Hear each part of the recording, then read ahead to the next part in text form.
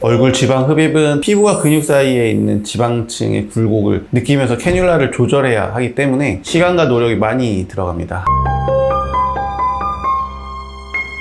안녕하세요. You must be happy. 머스트 성형외과 김정기 원장입니다. 원장님, 요즘 이중턱이나 볼살 때문에 지방 흡입을 고민하는 분들이 정말 많잖아요. 네, 얼굴 지방 흡입은 작은 변화만으로도 턱선과 얼굴형 인상이 달라질 수 있는 수술입니다. 하지만 무조건 많이 빼는 게 좋은 수술은 아닙니다. 어느 부위를 어느 깊이에서 얼마나 정교하게 흡입하느냐가 결과와 안전성을 좌우합니다. 오늘은 환자분들이 가장 많이 물어보시는 질문들부터 부작용, 붓기, 회복 기간까지 쉽게 설명드리겠습니다.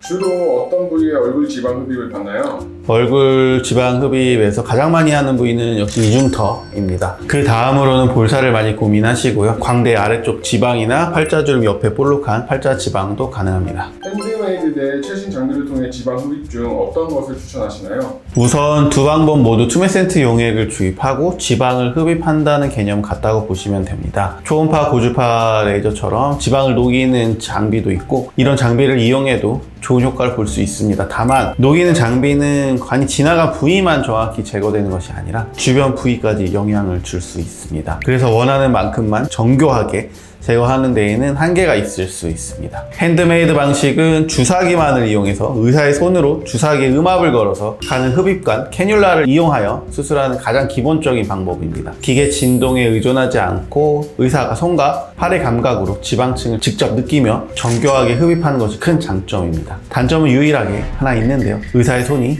아프다는 겁니다. 이 방법은 써저는 힘들지 몰라도 지방층을 직접 느끼면서 수술하기 때문에 제일 정교하게 수술할 수 있습니다. 팔, 다리, 복부에 비해 얼굴은 지방 제거량이 엄청 많지는 않습니다. 이렇게 매뉴얼로 정교하게 수술하는 것이 저는 좀 더 디테일하게 수술할 수 있어서 제 손이 힘들긴 하지만 얼굴 지방 흡입할 때는 저는 항상 매뉴얼로 하는 편입니다. 얼굴 지방 흡입은 피부와 근육 사이에 있는 지방층의 굴곡을 느끼면서 캐뉼라를 조절해야 하기 때문에 시간과 노력이 많이 들어갑니다. 하지만 경험이 많은 의료진이 정확한 층에서 진행하면 출혈이나 근육 손상 위험을 줄이고 지방을 고르게 뺄 수 있습니다. 얼굴 지방 흡입은 많이 빼는 것보다 어디를 어느 깊이에서 얼마나 고르게 빼느냐가 중요합니다. 핸드메이드 기법은 의료진이 직접 지방층을 타깃해서 울퉁불퉁하지 않도록 라인을 보며 흡입하는 방식입니다. 멍이나 붓기는 얼마나 가나요? 스스로 멍과 붓기는 어느 정도 생길 수 있습니다. 멍은 생길 수도 있고 거의 안 생길 수도 있지만 붓기는 대부분 생깁니다. 수술 당일에는 압박밴드를 착용하기 때문에 얼굴이 약간 눌리고 어색하게 느껴질 수 있습니다. 조금 불편하더라도 보통 2주에서 4주 정도 착용을 권장드립니다. 지방을 흡입하고 나면 피부와 지방층 사이에 빈 공간이 생기게 됩니다. 이 공간을 데드스페이스라고 하는데 이 부위를 잘 눌러줘야 붓기 관리와 라인 형성에 도움이 될 수 있습니다. 붓기가 빠지는 속도는 개인 차이가 있습니다. 빠른 분은 일주일 정도, 천천히 빠지시는 분들은 2주 정도 걸릴 수 있습니다. 그래서 일반적인 멍과 붓기는 너무 크게 걱정하지 않으셔도 됩니다. 다만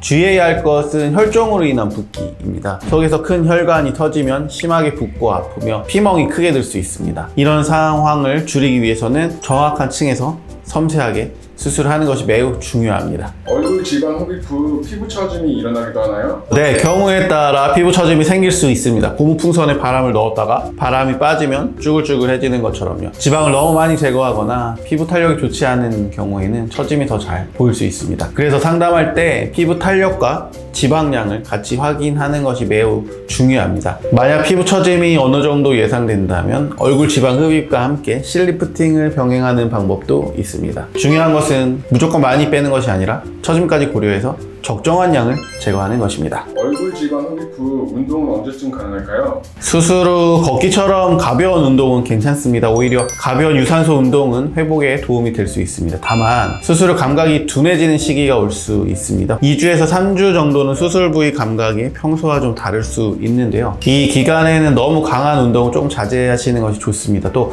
얼굴 마사지나 강한 레이저 시술도 이 시기에는 조심해야 합니다. 회복 초반에는 무리하지 않는 선에서 가볍게 편하게 움직이는 정도가 좋겠습니다. 부작용에는 무엇이 있는지 크게 걱정하지 않아도 될까요?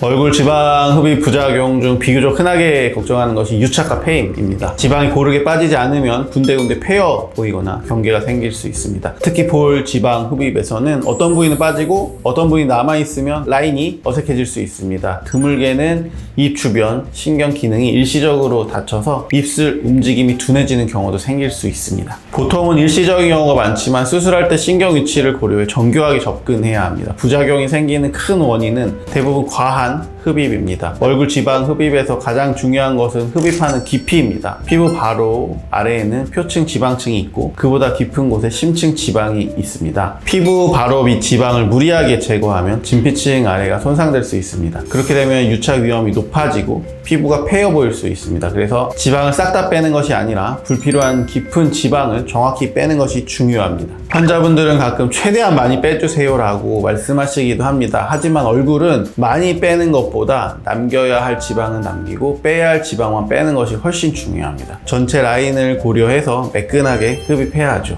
핵심은 입 주변 신경을 보호하면서 전체적으로 자연스러운 라인을 만드는 것입니다. 부작용을 피하는 방법이 있을까요? 사실 환자분이 부작용을 직접 피하는 방법은 많지 않습니다. 가장 중요한 것은 경험이 많은 의료진을 잘 선택하는 것입니다. 얼굴 지방 흡입은 시술자의 경험과 감각이 결과에 큰 영향을 줍니다. 상담할 때는 수술 경험이 많은지 꼭 확인해 보시는 것이 좋습니다. 단순히 걱정하지 마세요, 다 잘 될 겁니다 라고만 말하는 것보다는 어떤 부작용이 생길 수 있고 그걸 줄이기 위해 어떤 방식으로 수술하는지 구체적으로 설명하는 것이 좋습니다. 환자분들은 상담할 때 당연히 기대를 갖고 오십니다. 하지만 의학적으로 가능한 부분이 있고 어려운 부분 분명히 있습니다. 그래서 가능한 것은 가능하다, 어려운 것은 어렵다 솔직하게 말해주는 것이 중요하다고 생각합니다.